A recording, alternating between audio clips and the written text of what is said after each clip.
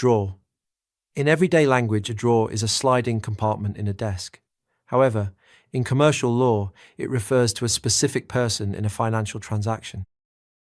A drawer, also known as the maker or issuer of a financial instrument, is the individual or business entity that writes and signs a draft or bill of exchange. They are the party issuing the legal order for money to be paid. Under commercial laws in the US, the UK, and Australia, the drawer initiates the payment process. By signing a check, the drawer legally commands their bank to transfer a specific amount of money to a third party. Crucially, the drawer assumes secondary legal liability.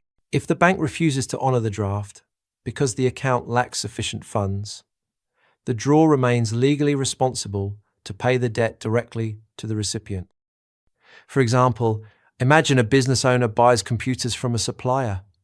The owner fills out a check for $5,000, signs it and hands it to the supplier. In this scenario, the business owner acts as the drawer. They have drafted a binding order commanding their bank to withdraw money to pay the invoice.